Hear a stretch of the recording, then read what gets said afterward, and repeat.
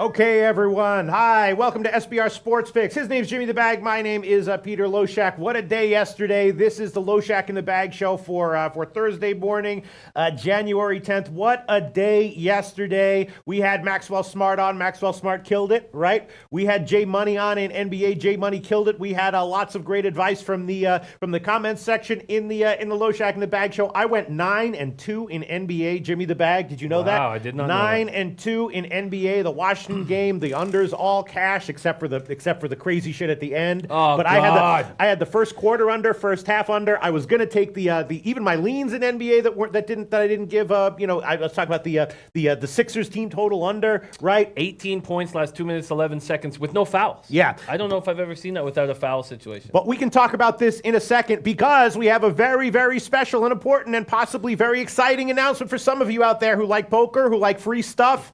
Jimmy the Bag, tell us about it. Yeah, we're back. We're doing another SBR poker tourney next Wednesday night. So I'm not sure if we're upping the ante. There's talk about it being a bigger prize. There's still going to be the bounties on for Pete, myself, BMOC, King Rail, Natalie, Whale Capper. I'm saying Whale Capper. I'm not confirmed that Whale Capper's in. We know how much we love Whale Capper. We hope that Whale Capper's in. So yes, next Wednesday night, the times to be announced, determined. We're deciding between either a 7 o'clock Eastern start or 8 o'clock Eastern start. But yes, SBR Poker Tournament next Wednesday night. That is the 16th. The 16th SBR Poker Tournament. Let's do it. All right. So, again, yesterday went great. The Seton Hall game in the end, it lost ATS on the Hail Mary, but the over did cash. Jimmy the Bag had that one. And why did you wind up taking the Seton Hall over? You just everything. Max was on the over. You were on the team total yes. over. It was very simple play. I actually lost slightly because I did take the team total over, which cashed, but then I threw on the first half team total over 34.5 minus 121. It landed on 34. That will happen in college basketball, so I actually had to take a slight loss on that one. But in general, Maxwell Smart killed it yesterday. Jay Money killed it yesterday. Everyone did well. And even in NHL, Jimmy the Bag, you did take all those dogs, which, all right, you took some losses on that one. But the Chicago Blackhawks team total over covered. I had that one. The first under in the Sens game was so easy.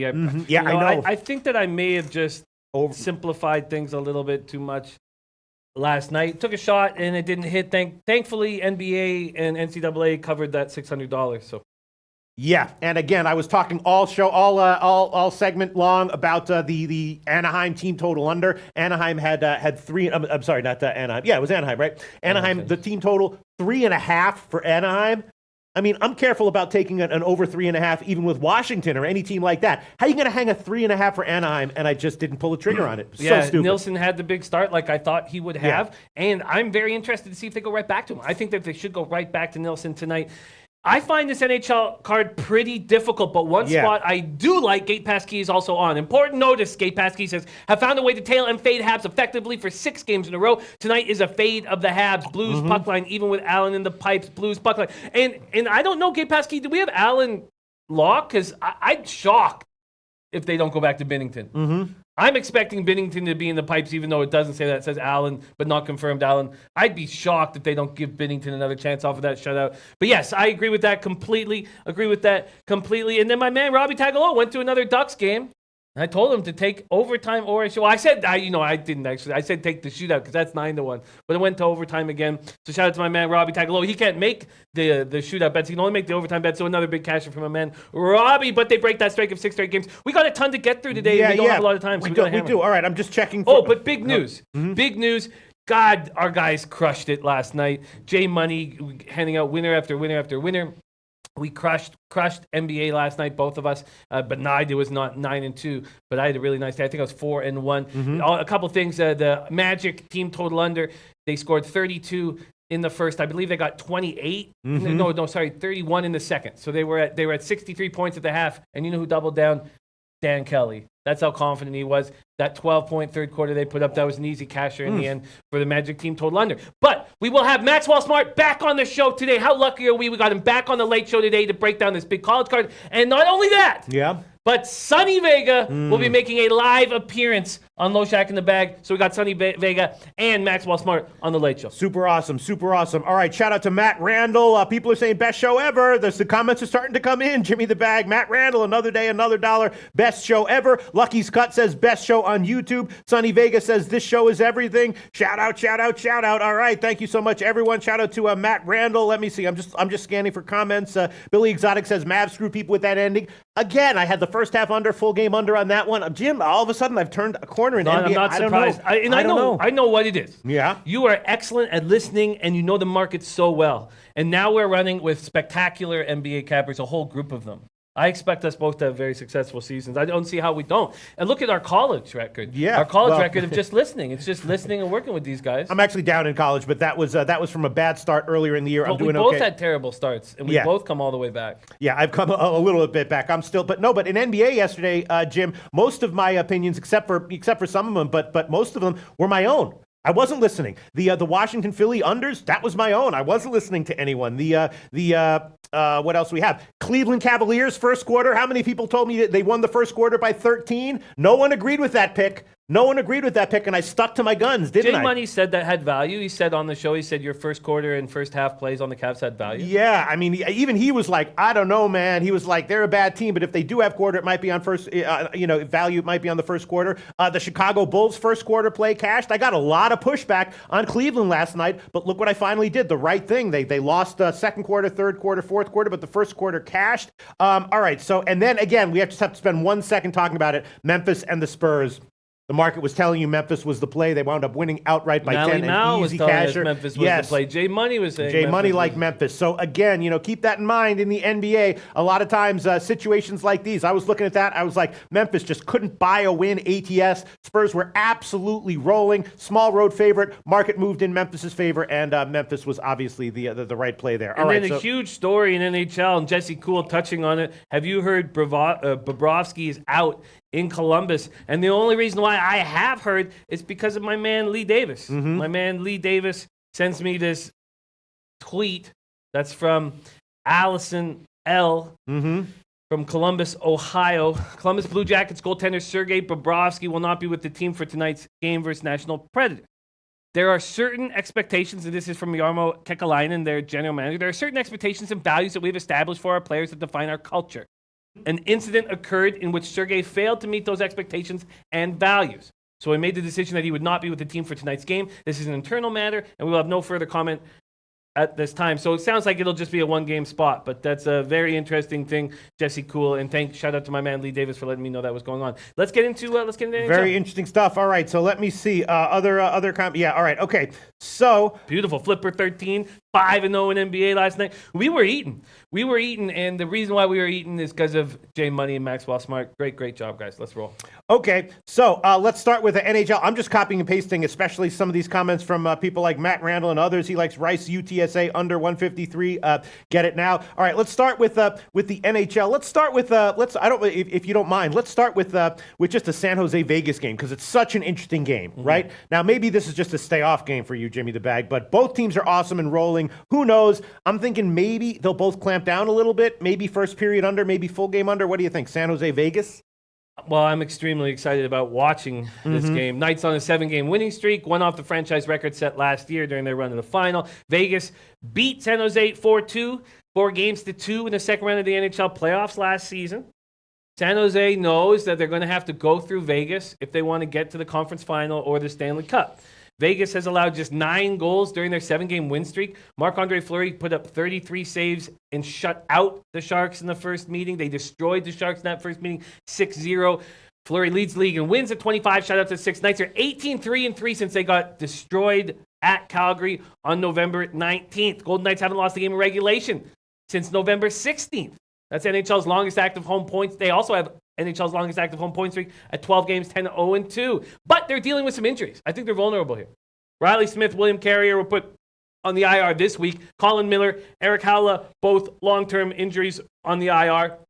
Sharks are coming off that easy 7-2 home win over the Oilers on Tuesday. Karlsson's an absolute beast. This team is rolling. Second consecutive 3-assist game, 7-2 win over the Oilers. Fifth defenseman in NHL history, according to assist in 14 consecutive games. Bobby Orr, Phil Housley. If Karlsson gets another one, he ties Brian Leetch's 15-game streak, 91-92. Record by Paul Coffey, 17 straight and 85-86. Sharks have won 4 in a row, 6-7, 13-3-2 since the 6-2 loss at Ottawa. It was a very ugly loss. Pavelski says we've reestablished, this is about Karlsson. He says that Karlsson has really established his game in our structure. We talked about that taking time. It was going to take time for Karlsson to start rolling because they already have Brent Burns. And now they're going to have a guy who's going to want the puck. Karlsson wants the puck. And now Pavelski says we feel comfortable playing with him. He's been a big piece of our success lately. He's a world-class player. He's as good in our end as he is in the offensive end. He stepped up. It's crucial for him to step up with Edward Vlasic out and Justin Braun out.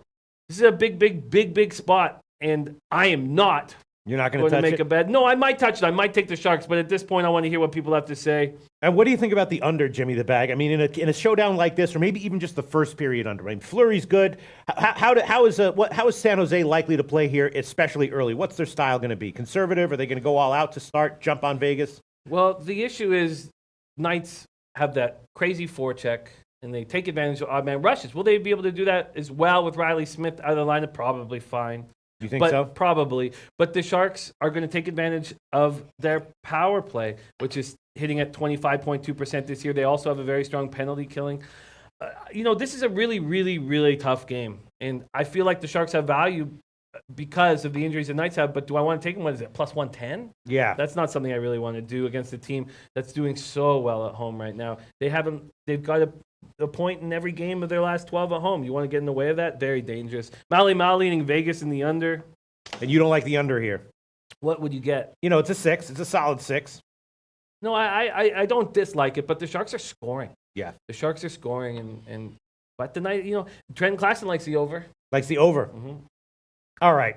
That's a tough one. I just wanted to start with that, Jimmy the Bag. I guess we can go down in chronological order if you like. Is that how you prefer? It helps me because of all the notes. Absolutely. All right. So let's start with Dallas and Philadelphia, which is an interesting. Philly is just bad, right? Doesn't mean that they're an auto fade necessarily, but they're just bad. Dallas. Oh, God, I knew their team total over was a good play in their last game. That was another lean that cashed. And here, again, I got to be thinking, that Philly is just not, they're just not doing well. I got to be thinking that Dallas team total over again, maybe Dallas second period, because Philly's been having problems in the second period.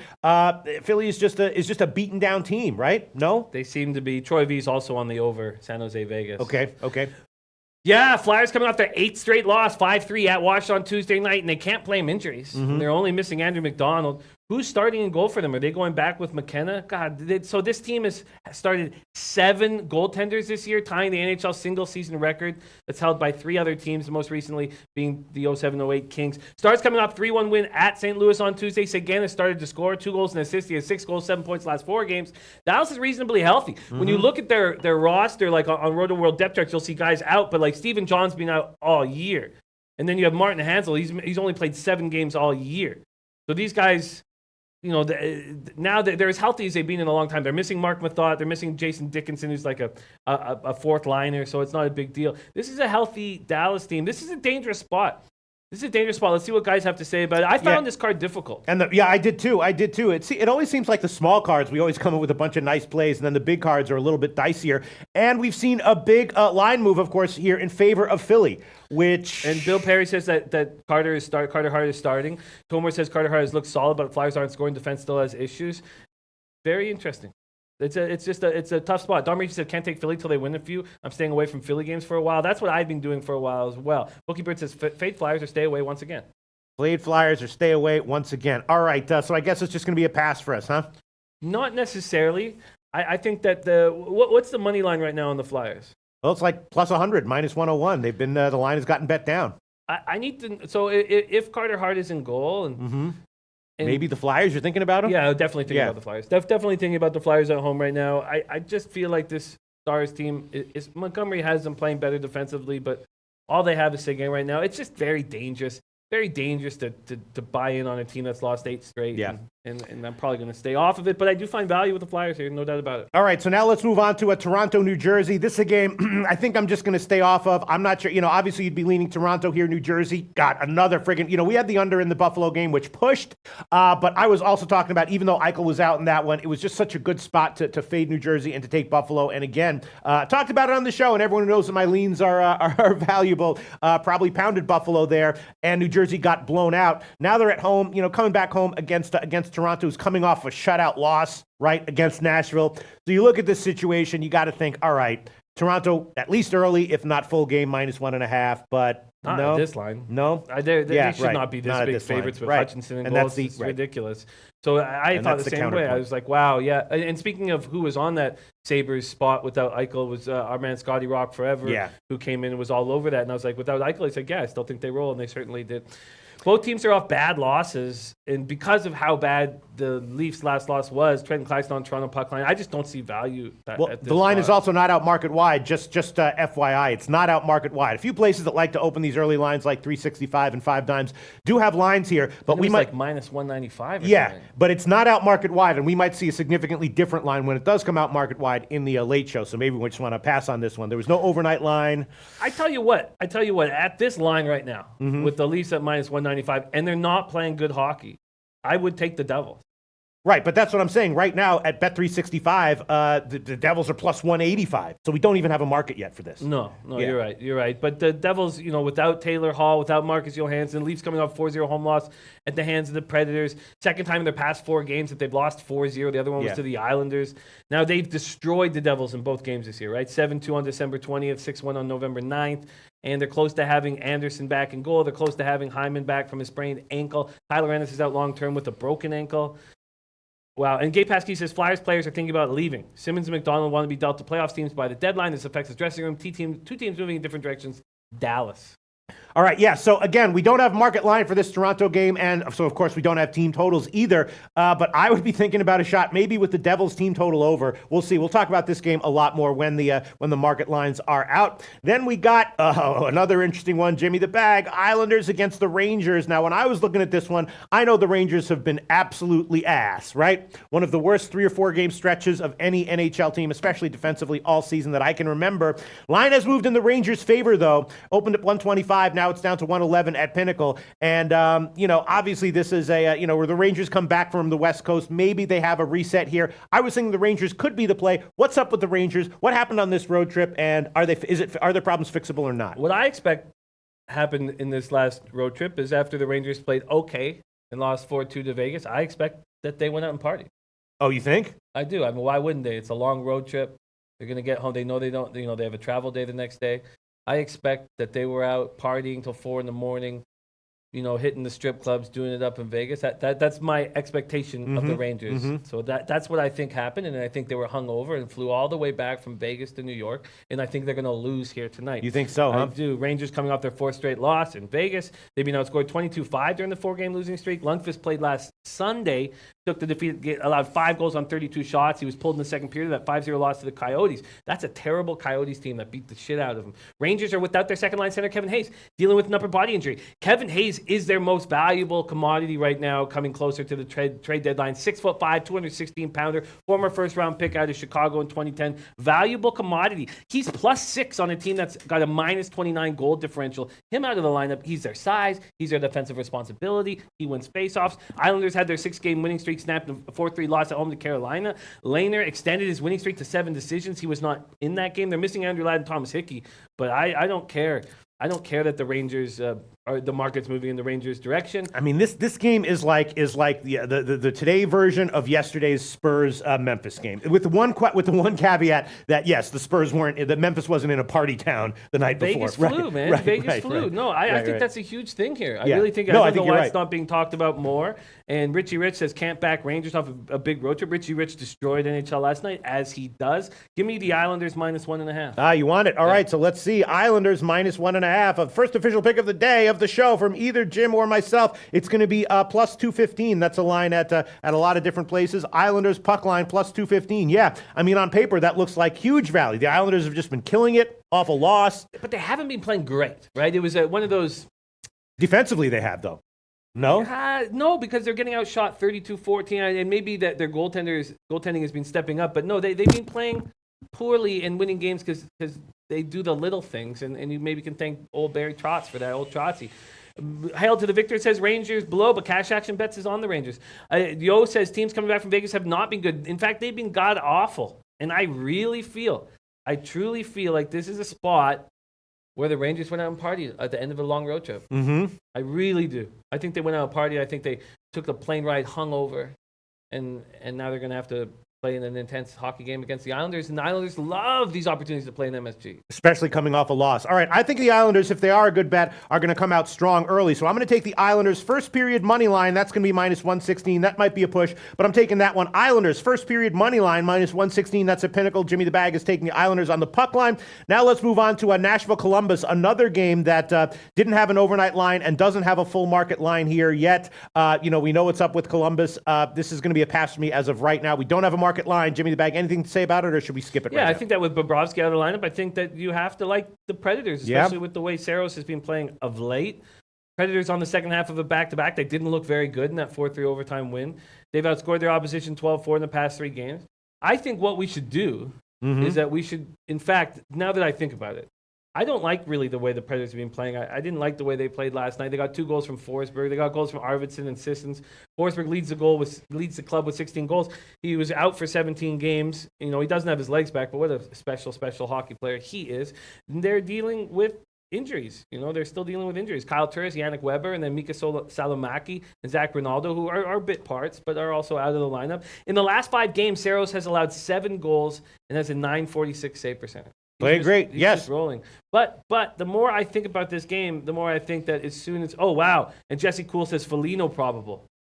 Oh, Jesse Cool, that's a big deal. We've been talking about Foligno a lot, dealing with his 5-year-old daughter's heart surgery. I think that's a huge deal. You know what I think? I think the world finds out Bobrovsky's not in the lineup. Right. I think that the backup goalie comes in, people get scared, they start betting Nashville on the second half of a back-to-back, and we jump on the Jackets when the line moves. What about the under here? You think Korpisalo will have a good Korpisalo is sort of questionable, but I like him much better at home than I do on the road.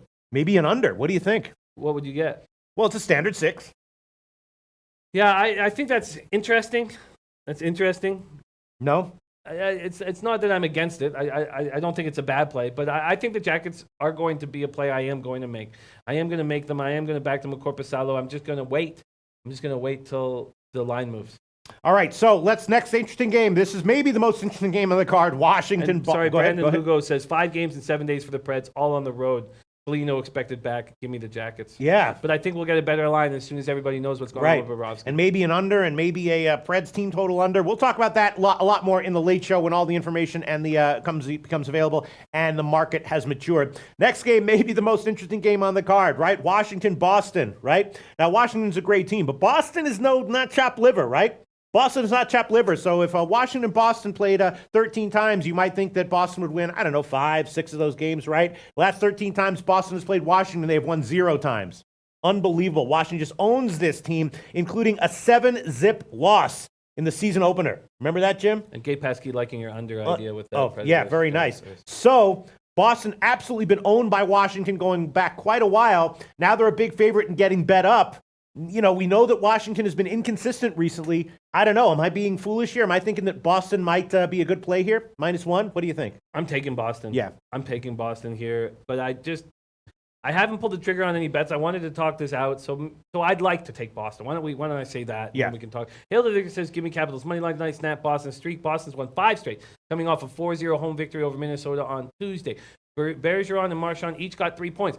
Remember how hot this line was to begin the year, and then Bergeron got hurt. And then Pasternak, I know it's difficult for these young guys to go through a long NHL campaign, and they've slowed down, but I expect them to heat up. This is as healthy as they've been all season.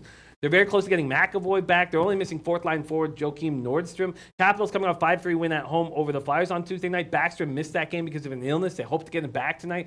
Backstrom returns. If Backstrom returns, he's the only player of the Caps lineup really, other than bottom pair defenseman Christian Djoos.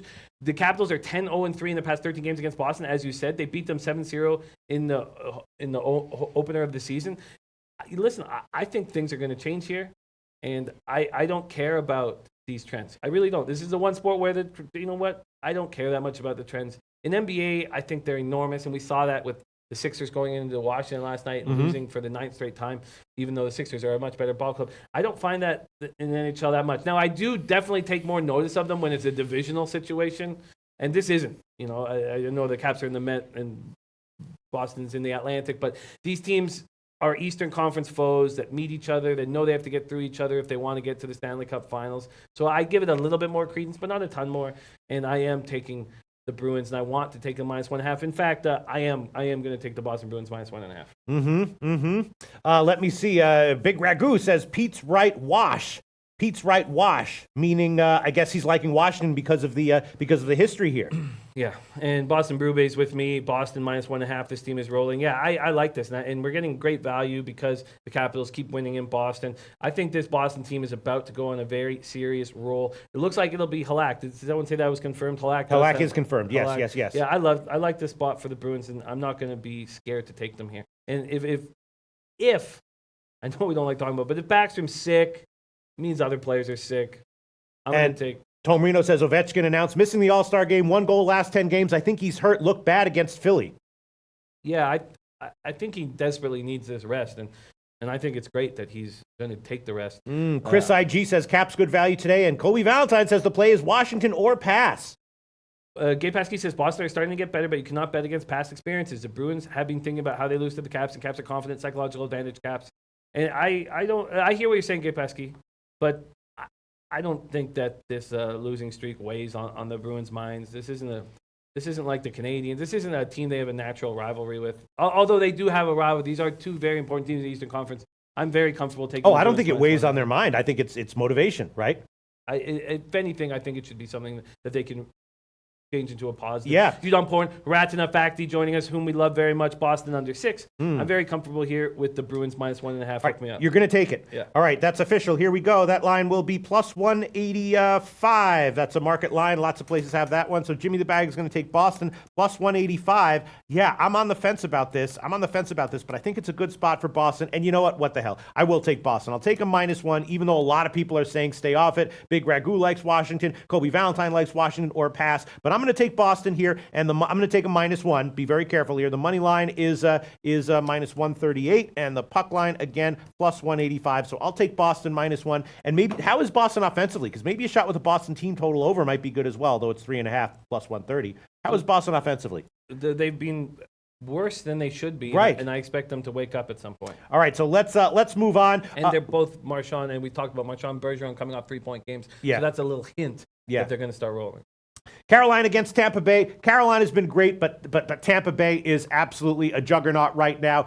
Almost impossible for me to actually pull the trigger on a bet against them. And as great as Carolina has been, they might run into another loss here. I'm thinking again about Tampa Bay -1. No brainer.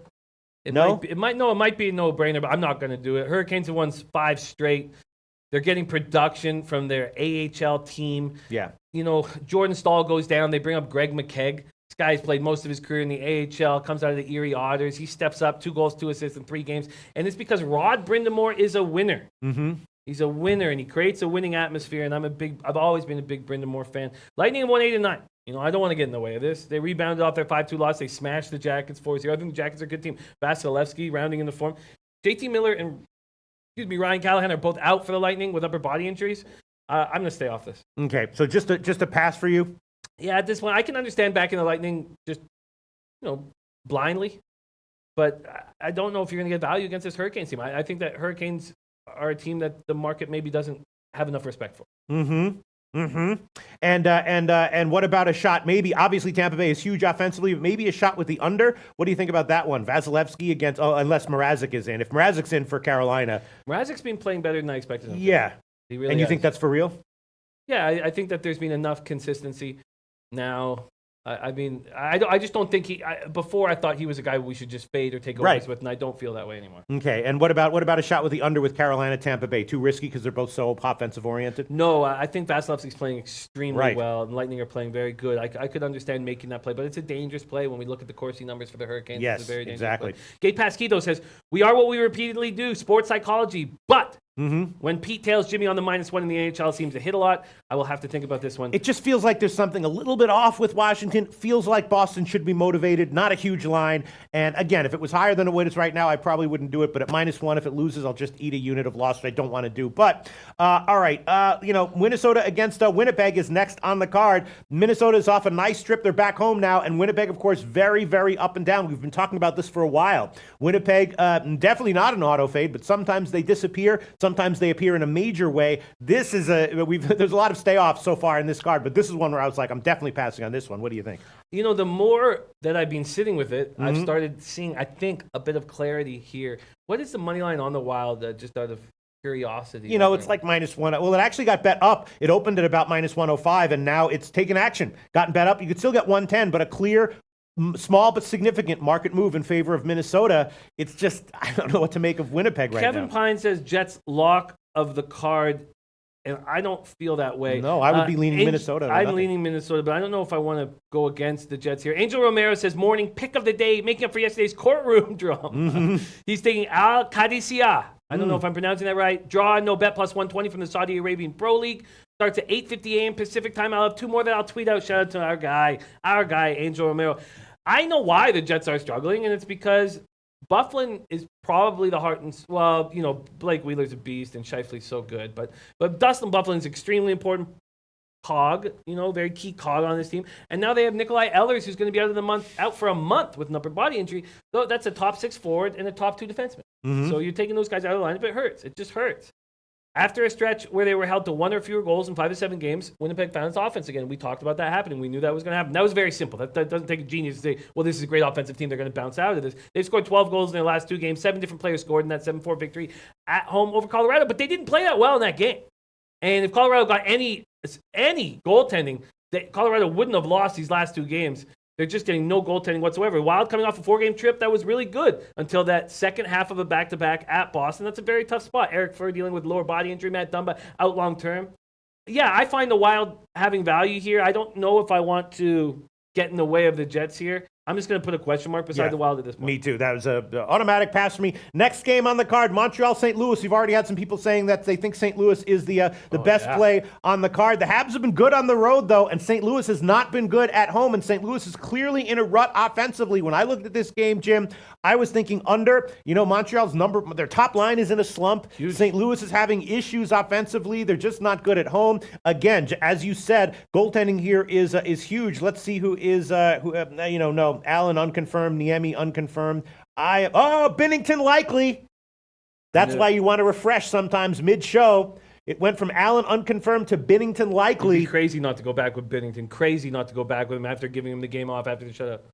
Crazy. Binnington likely, Niemi unconfirmed. And let's not get too excited about Binnington. I mean, No, but if he was replacing someone else, I wouldn't make a big bet. But Allen, I feel, is a guy I don't want to take unders with Allen.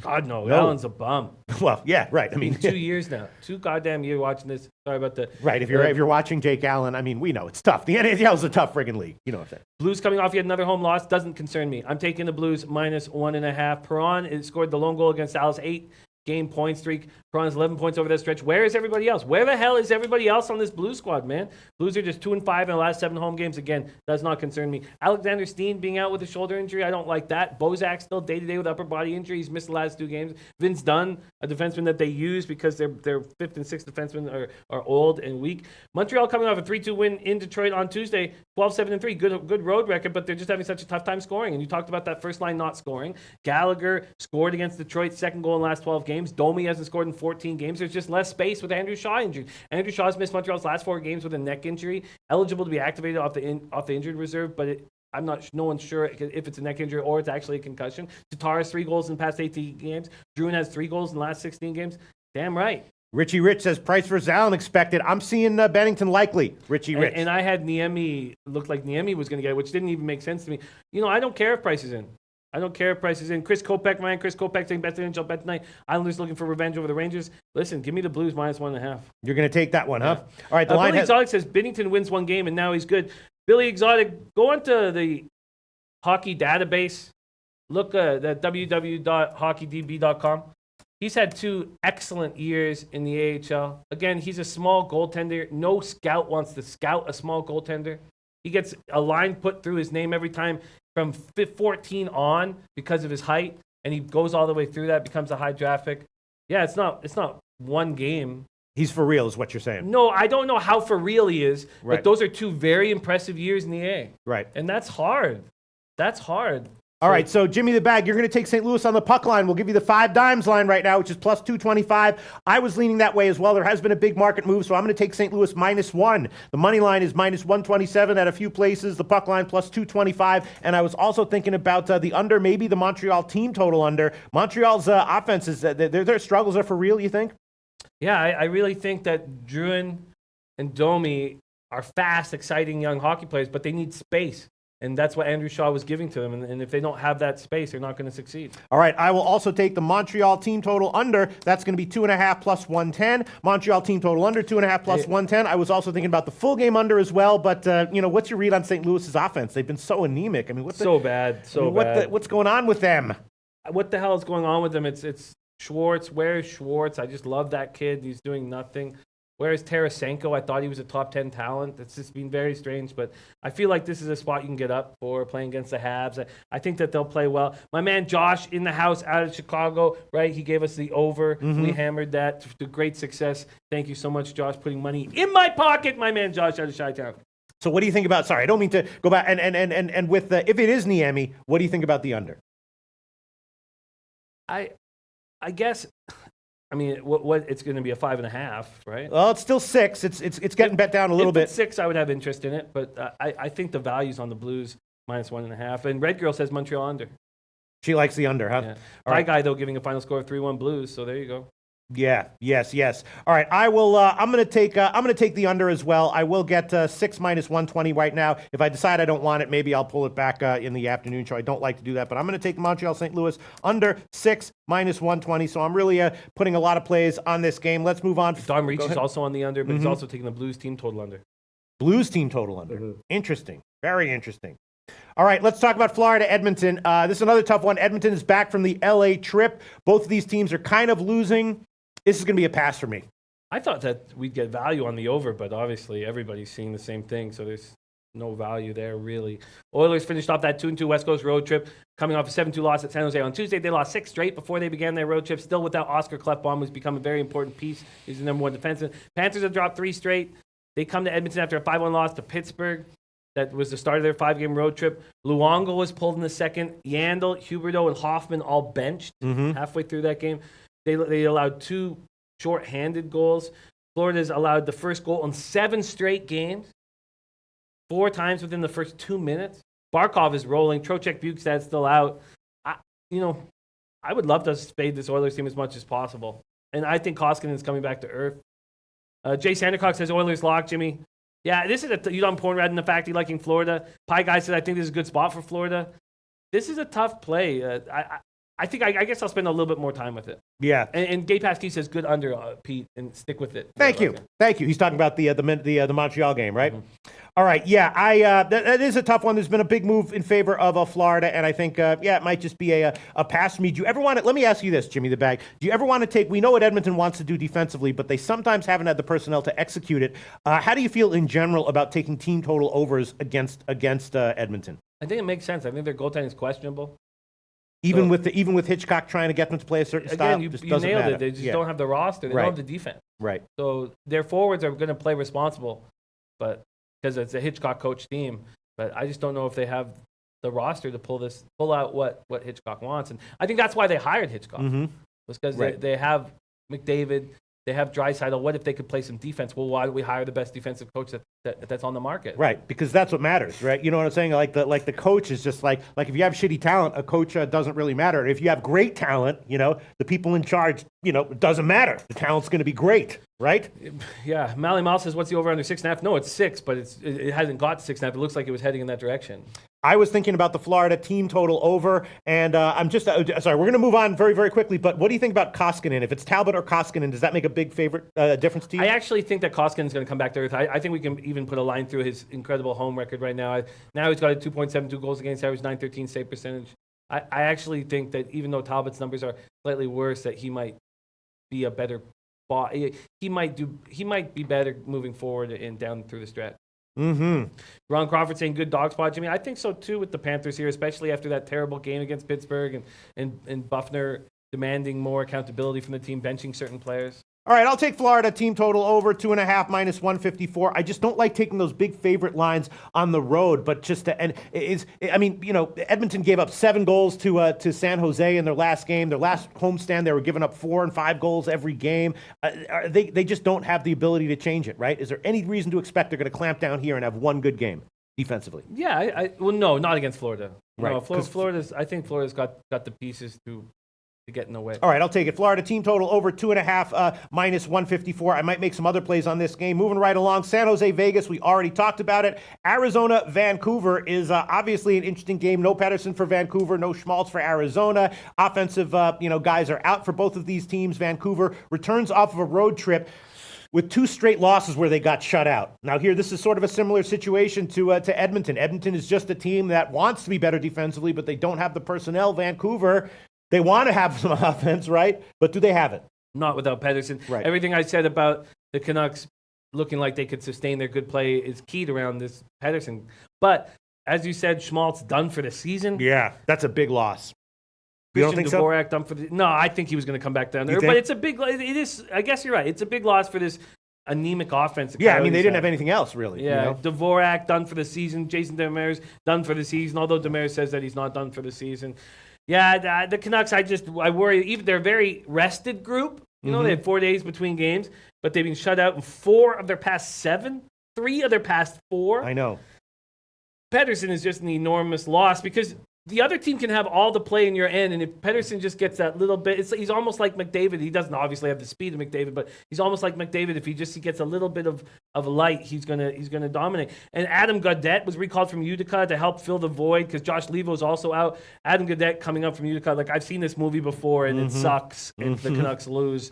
We were bringing up San Diego native Thatcher Demko, and Demko, we've been waiting for this, Canucks fan. I mean, he has played one game for the Canucks, but we've been waiting for this for a couple of years. 8-5-1, 2.58 goals against average, 9-11 save percentage in Utica. Talking about going back to Binnington having 9.28, 9.26 save percentages last 2 seasons. And this Thatcher Demko at 9-11, people like him. This is a tough spot. I guess. You don't like the under?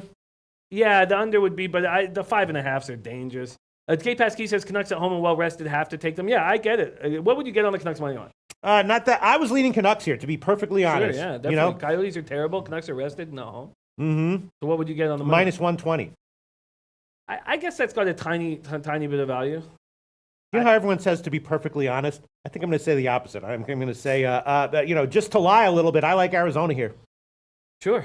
Didn't get a laugh from Jimmy the Bag. No, I'm leaning towards Vancouver here, leaning towards Arizona on the team total under. Bob Berube liking the Vancouver Arizona under, knows these teams very well. He's leaning what? On the full under. On the full game. Yeah. See, I'm leaning Arizona team total under, and I think that I will take that one. Arizona team total under 2.5 plus 110. I will take that one. Arizona team total under 2.5 plus 110. Definitely leaning Vancouver, and definitely leaning full game under here. Yeah, I don't know if I could back the Canucks. I'm leaning on to both of your spots, but I don't know if I'm going to pull the trigger on either. It's that bad? The situation in Vancouver is that bad? Yeah, so the under's got to be in play, but do you trust Kemper on the road? I guess so. I think, what would you get for the under 5.5? It's not as bad as you might think. It's 5.5, plus 100 if you wanted to buy to 6, which we did in the Buffalo game, which was very smart because we got saved by that. If you wanted to buy to 6, I'm sure it wouldn't be that big of a deal. Plus 120, minus 123 or something like that. I'm sure we could buy to 6 relatively cheaply here at Pinnacle. That's interesting. I'll look and think about that over the Yeah, I'm going to think about that and in the next few moments. And then let's talk about Ottawa, LA. Ottawa off a nice win. Man, I messed that one up. I took Ottawa first period, and I had to eat a loss, but they wound up coming back and cashing the game. And I was talking all show long about Anaheim team total under, cashed easily. I didn't take it. Now we got Ottawa on a back-to-back. They won at Anaheim. I'm thinking, I don't know. I want to take LA here. Is LA good enough to justify a minus 200 line? Under no circumstances. Right. And if Anderson Nilsson comes right back, I'll take the Sens. If they go right back with Nilsson, I'll take them. I just feel like the Kings don't deserve to be this big of a favorite. Sens on the second half of a back-to-back after their 8-game losing streak ended last night. Nilsson looked great in between the pipes. They got to go back with him. Senators minus 35 goal differential. Kings minus 31. And yet they're minus 200 favorites. It's ridiculous. I know. Senators getting Pajot back. They're not going to have Duchesne because of the birth of his first child. Senators have 3 players that are day-to-day. Chabot, who they need back, then Anderson and Falk with concussions. Anderson, their goalie, Falk, another defenseman. Kings have actually been better lately. 12 points over the past 10 games.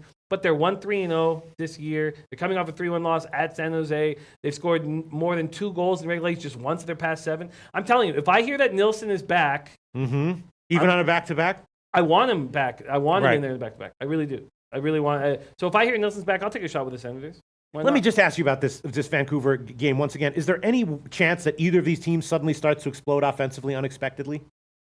Is it? No. There's a slight chance. I mean, when you get puck luck, like if you looked at the Bruins 4 goals against the Wild, I mean, they were bouncers and lucky bounces, and so yeah. I think that I think there's a chance that goals could start going in for them. I mean, if you've been shut out 2 games in a row, I mean, it just doesn't last forever. The bounces start going your way, and I don't trust Kemper. Right. But do I think there's going to be 7 goals in this game? I'd be surprised, but it's possible. All right, I'm going to take it. I might get burned by this. I'm going to take under 6 minus 124 at Pinnacle. I'm going to take this one. Arizona, Vancouver, under 6 minus 124. I just can't not take it. I got to keep going with my leans because, again, my leans are up like 80 units on the year. And you don't want to push it, though, but I don't feel like this is pushing it. All right, and then Ottawa, LA. You know, how is LA offensively? Because, once again, we have a 3.5 here for LA. Is that justifiable? As soon as Nilsson's announced, if it's Hogberg, then yeah, it's justifiable. He's awful. But if they go right back to Nilsson, then and guys liking Troy V on the under 6, which makes sense.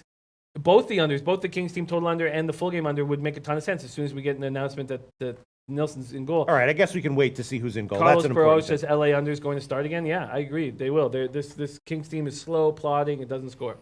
Slow, plotting, and doesn't score. Troy V says Sens Kings under 6 and Tampa Bay first period over 1.5. Write it down, Pete. I am. Troy V still making write it down comments, even though I've stopped writing things down, just copying and pasting. I wish I. All right, let's see. Let's get to NBA. All right, let's get to NBA. So let's just quickly review once again. Jimmy the Bag, just 3 plays, right? Islanders puck line, Boston puck line, St. Louis puck line. That's it for you. For me in NHL, I am on. Let me see what I got here. Islanders, first period money line, Boston -1, St. Louis -1, Florida team total over, Arizona team total under, Arizona Vancouver under 6 minus 124, Montreal team total under 2.5 plus 110, and Montreal under 6 minus 120. That's it for me. I like it. Let's get to work. Everybody together here. Okay. Got the NBA card coming off a nice night. I believe I'm back to double digits. Got to be close to back to double digits after the debacle. Yes, and I had a 9-2 day yesterday in NBA, so I am. Well, no, we didn't show the NHL record. We'll throw the NHL record up after this while we're looking at. You can throw them both up. You want to go NHL record and then NBA record for us? Okay, let's talk right through it because we don't have a lot of time. Talk right through it, but throw up the NHL and then the NBA record. Jimmy the Bag. All right, I want to ask you about. See, Jim's looking at the NHL. That's a nice. My God, my record would be so much higher if I had given my friggin' leans all season long. And there's the NBA. Oh, and then he's going to throw up the NBA record. All right, I was looking at this game. The one pick that jumps out to me, Jimmy the Bag, is the Clippers-Denver game, right? Denver returns from a tough win at Miami, a nice win, a gritty win, right? Might have taken a little bit out of them. I'm thinking the Clips come in here, maybe full game, but at very least first quarter, first half. I'm thinking the Clippers. What do you think? What do you think? Well, the injuries are very important. We need to figure out. So Harris is Harris going to be in the lineup? I actually would expect him not to be in the lineup because anytime you're dealing with a hip injury, you overcompensate, then it becomes a calf or a hamstring injury, and that's what's happening here. He's questionable. Will Barton remains out of the lineup. He's a week and a half or so away. So Harris is extremely important to figuring out how we're going to handle it. Okay? So Clippers coming off very impressive 128-109 win over the Hornets. They've won 3 straight, 7-3 in their last 10, 4th ranks offense. Ton of weapons. This team is deep. Harris at 21.1, Gallinari 19.5, and then they have a finisher in Lou Will at 18.5. He looked awesome against the Hornets. 14 of his 27 in the fourth quarter, 10 assists. And when they asked Doc about it, he said that's just Lou being Lou, man. Lou being Lou. 2 girlfriends, and he's a finisher. He's the man. Jokic just signed that max deal. He looks incredible, but I don't want to fade the Nuggets at home. So I'm not going to. But I need to know what's going on with Harris if I'm going to really break down this game for pace and for offense. And I think that if Harris is out, then Daryl Lyles loves the over in Clippers Denver. I could understand that. Tom Marino says I doubt Harris plays. And here we go from Dan Kelly. Shout out to our man Dan Kelly. Okay, so he's got first quarter, Boston -0.5. full game Boston, team total over 107. So first off, Dan, I want to talk about that because I'm starting to try to look at games in basketball and think, how would Dan see this and what would Dan's numbers say this? One thing I thought, Dan, when I was thinking about you and thinking about that Boston game and thinking about a couple of these teams on back-to-backs, and we saw it again last night with the Magic.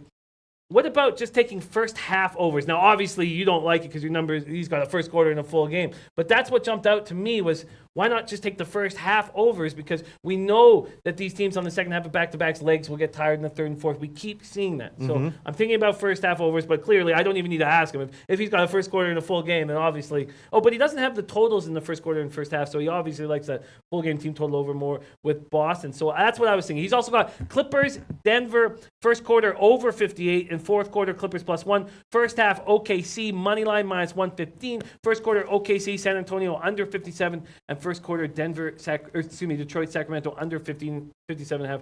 Very, very interesting stuff, and I love hearing that. All right, so let's talk. And Dragon Boy says, I was over at Goong's house and saw the time machine. It read Vancouver Canucks puck line. Really? Okay, well, that's not bad because I am looking at taking Vancouver. I've taken the Arizona team total I think under. Vancouver probably is the play, but without Pedersen, I'm very hesitant to make the move. They have a fully healthy defense. Let's focus on NBA. Okay. So Clippers, Nuggets, I find this tough, and I want to know about Harris. So let's say Harris is out of the lineup. Sorry, just wanted to add one thing. I'm going to add Vancouver money line. I'm going to add Vancouver. Oh, Vancouver money line. Well, I was leaning that way anyway. Yes. Machine gets Pete. That sometimes usually the final straw is like Maxwell Smart, Dan Kelly, Kobe Valentine. People like Mally Mal has been a big final straw for me to make a play recently. In this one. Yes, I admit it was Kung's Time Machine. Kung's Time Machine. First-time viewers of the show might not know. One of these guys, the Lowbaggers, has a grandfather who has a time machine, and we believe in it. I believe in it. And he uses it for good. But I would never tail it blindly, as with anyone. Sure.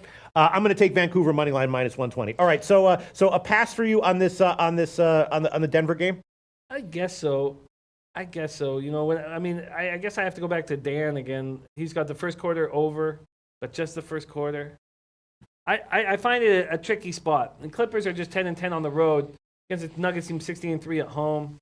I'm going to wait a little bit. Oh, and the Goong's Time Machine 6-1. Yeah. Oh, very nice. Unconfirmed, but I believe that as well. All right. Dan Kelly says, what you are saying has just as much validity as my place. I've noticed I will miss a play by a quarter or a half, but I had the right notion. That happens often, so use my work. Yeah, God, how lucky are we to run with a guy like shout out Dan to Dan Kelly. Yeah. And 400 says Whale Capper. Remember, Whale Capper said this on our show, and he was on King's Court last night. He said that players are going to start playing hard for all those All-Star votes. Yes. That's a very important part towards overs right now. Eddie Euler says Nuggets home edge. This is a tough spot. I'm not going to make a move on right now. All right, and then let's talk about the Spurs and OKC game. Dan Kelly, has he posted an opinion on this? I believe he likes the first quarter under, right? And I would Dan Kelly, did he post his thing here? Yeah, did he say? Yeah, he said first quarter under 57. Yeah, here we go. First quarter under 57. That's how I was leaning as well. Of course, the Spurs on a back-to-back. OKC, as you know, Jimmy the Bag. Maybe I'm holding on to this too long, but I've been looking at automatically looking at unders in any and every game in any and every situation that OKC finds himself in. I would be leaning unders all the way around in this one, and first quarter for sure. What do you think? OKC and Spurs. We talk about this Thunder team being so strong defensively. They've looked terrible in their last two games defensively. Right. So bad. That's what I'm saying. I might be hanging on a little bit too long to this. Yeah, I was thinking about that all morning. So this is a home and home that begins. I love seeing these NBA experts follow these home and homes. They seem to do such a great job. Thunder coming off that 119-117 home loss to the Wolves. George goes for 27. Westbrook 25 and 16. Westbrook had 2 chances to win that game. Adams 20 and 12. Terrence Ferguson scores 14. Thunder shot 50.6% from the floor. When we know this Thunder's team, the way they play defense, they shoot 50.6% from the floor. You almost want to pencil on the victory. The loss was Oklahoma City's second straight against under 500 teams. They lost Nerlens Noel third quarter. He banged his head on against the floor. Concussion protocol. Abrinas is back with the team, but he's not playing. He missed the first few games with an injury, then a few more with personal reasons. Unclear what the hell's going on with him. Spurs are on the second half of a back-to-back after losing 96-86 on the road last night at Memphis. 1-6 in the second half game of back-to-backs this season. They scored just 31 points in the first half. And also with Pau Gasol's back and playing. He got 12 rebounds. That we know that about what we know about Pau Gasol is he slows the pace down to a crawl. Wow. And so because he played last night, I expect him to get very little time tonight because he's still dealing with that foot injury. So that's one thing that will take away from the under, even though I still understand why you guys are taking the under. Spurs have won 13-17, but they're just 7-13 on the road. What would I get on the Thunder bouncing back here? And Ben Sportsbook says Spurs kill tonight. They always win one on back-to-backs. The Spurs here. Sorry, what did you want? What would I get on the Thunder? The Thunder, 1.5 minus. Yeah, I'm going to need to take more time. More time. Melee Palace Way also on the OKC San Antonio under. I'm going to have to take a little bit more time on this. Yeah. All right, and now let's talk about Boston-Miami. Again, Miami coming off of, that tough loss against Denver. Boston, the line's gotten bet up from 1 to a 2.5 or 3. I was thinking about Boston in this spot, as were a bunch of low baggers who made comments I can't find. Yep, Brady Dawley says, I have the Celtics by 12. I was thinking the Celtics might be a play here. And Dan Kelly, first quarter, Boston -0.5. Full game, Boston team total over 107. So Dan Kelly high on Boston. Not quite high on Boston enough to take them full game spread, but first quarter, team total over. Seems like a lot of thoughts and vibes going around looking at Boston here. The market has also bet Boston up. No, I'm not going to do this. No, they're just 10-10 on the road. They're 2-4 on 0 days rest, 2-4 on the second half of back-to-backs. I don't know if Miami can take advantage. Just 9-12 at home, 9-15 on 1 day's rest. And, Boston's only missing Aaron Baines right now, but I like that Waiters has returned. This is a very strange roster without Dragic in it because there's no one really distributing. They're trying to teach Justice Winslow how to do that. Celtics have won 4 straight. It was a very impressive game last night. I expect them to be, I'm going to go with my gut here. I'm going to go with what I talked about when I was trying to kind of see through Dan Kelly's eyes. I'm going to, and he's not on these 2 plays, so I probably did a shit job doing that. But I'm going to take the first half over in this game. I expect offense early, and I expect the Celtics to have tired legs late. Trenton Claxton is on Miami. Leland Taglieri saying Hofford's, but King Rail joining us. Perfect. Shout out to King Rail. Is on Boston. Mally Mal saying Kyrie will go off tonight. Horford's been, I just love this guy. 8 assists in that game last night. Very special player, but tough on the second half of back-to-back. I think they'll have offense early. I think their legs get late. Why do you like offense early? Because Miami's been a weird team. They've had 2 straight very low-scoring games after a run of overs. What's your take on Miami offensively right now in terms of their pace and their offensive efficiency? Well, it's bad. Yeah, they're bad right now. There's no doubt about it because they're just not getting the distribution. But I've always been a Dion Waiters fan. Oh wow, Trenton Claxton will beat the game. Beautiful, beautiful. Oh God, what a game to go to. God damn, that's sweet. Smart Money says Miami team total under. And Art Hayes saying Boston Stars only played like 25 minutes. Yeah, they didn't. None of those guys even played 30 minutes. Not one player played 30 minutes last night. Oh, I like that. I still think their legs get tired late. Chris Kopech says yes, Celtics are very well rested. This is not a team that's notoriously, traditionally, good on the second half of back-to-backs. My man Arthur Mead, close to us, man. He's in Bogota, Colombia. Have a great trip, Arthur. I'm gonna take the first half over. I'm gonna stick with this. I think there'll be offense early. What did I get? What is the total on the first half? The total on the first half. Okay, this is gonna be the first half total. Let's see, first half total. Let me find that for you. Jimmy the Bag, clicking a little bit here. First half total. Let me just refresh the screen here. Sorry, a little bit of dead air even with both of us. 400 saying Celtics Heat under. The first half total has gotten bet up from 101.5 up to 103, 102.5 still available. Give it to me. You want it? Yeah. Okay, so we can give you 102.5 minus 116 or 103 minus 106. Which would you like? I'll take 103 minus 106. Okay, Boston, Miami, first half over 103 minus 106. That is the current line at Pinnacle. I'm going to tail Dan Kelly on this one. I'm going to take Boston first quarter minus 115. That's at Bookmaker and a few other places. So I'm going to take Boston first quarter. That's Pick'em minus 115. Pick'em minus 115. Jimmy the Bag is on the first half over 103 minus 106. Dan Kelly likes the Boston team total over on the full game. Maybe Boston first half team total over might be worth a shot as well. That might be really nice. Boston first half team total over. That would just be like 50 or something like that. A little higher than that. But that might be a play right there that I'm about to tail. Jimmy the Bag, while I search for these numbers, why don't you talk about Detroit, Sacramento? Obviously, Detroit is just a crappy team in general, or not? I'm going to do the exact same thing here. I'm going to take the first half over here. Okay. Pistons on the second half of a back-to-back. They looked bad last night, losing 113-100 in LA to a team missing LeBron. Pistons have now lost 6 of 7. Their defense has been terrible. They allowed the Lakers to hit 56.1% of their field goal attempts. bad. Detroit's allowed 109 or more points in each of its past 6 losses. Ellison out. Pachulia and Ish Smith both doubtful. Kings are coming off an ugly 115-111 loss at Phoenix in the game they led by 21. Kings have lost 5 of 6. No defeat coming by more than 7 points. Sacramento's allowed 113 points or more in the last 5 of 6 games. I expect offense here, but because it's the second half of a back-to-back for the Pistons, I'm just going to do it early and see how this works out for me. All right. And by the way, I am going to take the Boston first half team total over 51.5 minus 120, over 51.5 minus 120, and that is that's at Heritage. All right, so what do you want here? I want the first half over in Pistons at Kings. In Pistons Kings, that will be gotten bet down just a little bit. We can give you 114 minus 114, or we can give you 114.5 minus 105. I'll take the 114 minus 114. Okay, so Jimmy the Bag is going to take Detroit, Sacramento, first half over 114 minus 114. That's right. Perfect. Okay, that's at Pinnacle right now. All right, and then I guess we got, that's it. We covered every game, right? Yeah, we covered every game. We're going to do lots more work on these 4 NBA games. Very excited to have Sonny Vega joining us. I'm hoping that maybe, I know that Sonny Vega can hammers NBA, but also very good with NFL. I believe it was last year he came 16th in the Super Contest. So we're going to have Sonny Vega. Sonny Vega. Very, very, yeah, and just awesome guy. So much fun. Makes capping so enjoyable. It's just a great, great guy. So we're going to have Sonny Vega on early, and then at half past, we're going to have none other than Maxwell Smart, who just came off just a deadly, deadly day. Very, very successful day for us in college basketball. I'm thinking of maybe putting my unit size up a little bit. It's been half a unit all year, and maybe moving it up a little bit.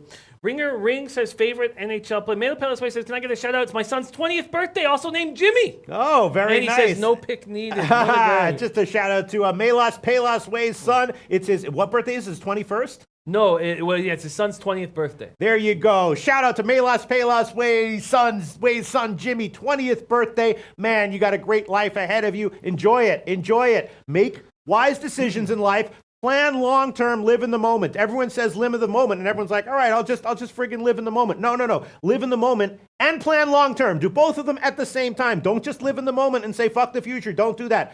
Live in the moment and plan long-term, and you'll be fine. You'll have a great life. You have a great dad. Shout out to Melos Pellisway's son, Jimmy, 20th birthday. Happy 20th birthday. All right. Yeah, Arthur Mead saying... Is that a nice shout out? That was beautiful. Yeah. It said, are you guys located in San Jose, Costa Rica? Yes, we're in Escazú. So holler at us, Arthur Mead Jr. We'd absolutely love to hang.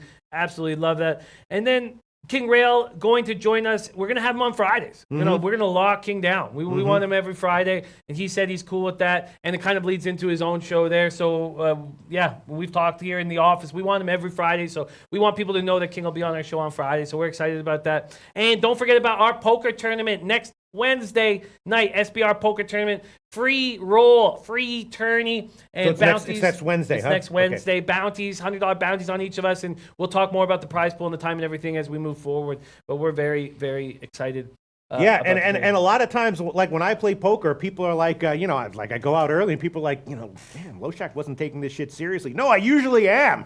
You know what I'm saying? And I'm going to take it seriously again, and I'm going to try to win the whole damn thing. But if I go out early, which is likely, doesn't mean I'm not taking it seriously, and there will be a bounty on my head. All right, so let's just quickly look at college basketball. Again, we are going to have Maxwell Smart here on the... and just quickly, Ringer Ring asking for my favorite NHL play.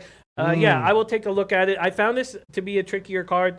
But while Pete's going to go over the initial breakdown of college basketball, which we're going to destroy with Maxwell Smart on the Late Show, I'll be looking into it. So I'll just look at I'll go, it's Jimmy the Bag. Why don't you do your thing here. Look for your best play, and I'm just gonna go over the card. Obviously, the Thursday cards have a lot of smaller teams. I think they're the only ranked team here is Gonzaga, and that's a good thing. Right? That is a good thing because there can be more value to be found, if you know where to look and know, or you have someone who's doing the research for you. And that's a good thing as well because we do have that with Maxwell Smart. So I'm looking at this. I'm thinking about North Texas actually as a road underdog here. I've had a pretty good read. As a road favorite here. I've had a pretty good read on North Texas. I prefer to take them in underdog spots, and I prefer to take unders with them. But I was thinking about a shot maybe with the under in the North Texas game. It's gotten better bet down from 137 to 135. I had an under casher with North Texas in their game against Louisiana Tech. I gave that out on the show. First half and full game. I don't know if you remember that, Jim. You remember when I said North Texas, Louisiana Tech under? Both of them cashed easily.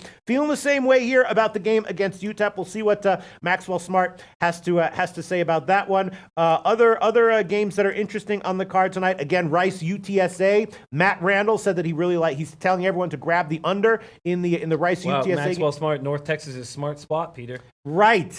It's just I don't like to lay. Oh, Maxwell Smart is in the comment section right now. Yes. What do you think about North Texas? Maxwell Smart gotten bet down. They're at 5 at the Greek, and I was thinking about the under on that one as well. Other games that are coming in. Let's see. What do we have here? What's interesting here? Gosh, I don't know what I think. I'm gonna try to, as best as I can, to pound all these games out. Let's see. What else? What other games were people talking about? Were we thinking about? Jimmy the Bag, do you have your opinion on NHL yet? It's a tough one, but yeah, I would say that the my spot that is most appealing, and let me also say that I know that I don't like the Montreal Canadiens, but I despise the Calgary Flames. Mm-hmm. I watch these games, and when you watch these games, you have biases. That's just what happens. And so I know that you guys might say, oh, this is just because Jimmy hates the Habs, but I like the way the Blues are playing. And I think that they're going to be excited that Binnington's going to be in between the pipe. And I expect them to beat the Habs easily tonight. And I know they're not an offense that's rolling, but I really do feel like the St. Louis Blues at -1.5 at +225 is the most appealing spot on the card partially because the payout is as big as it is, but because I think this is a Habs team that's going in the wrong direction. Mm-hmm. Okay. Another interesting game is Washington against Utah. That's in the Pac-12. The Pac-12 is very, very, tricky, a very, very tricky and unpredictable conference, both in basketball and football. I've been saying that for years. Utah usually plays well against Washington, though, and they are a home dog here. The line has gotten bet up from 1 to 2.5, and that makes me very, it makes me scratch my head a little bit. I was thinking maybe Utah might be a value play as a home dog, but the market has clearly disagreed with that. Again, there's no bowl for Oregon, so some people are thinking this is an auto play on UCLA as a road dog against Oregon. They are catching 3.5 points. There might be some rivalry issues with Michigan against Illinois. Michigan might be a road favorite here of 8.5 or 9. There are times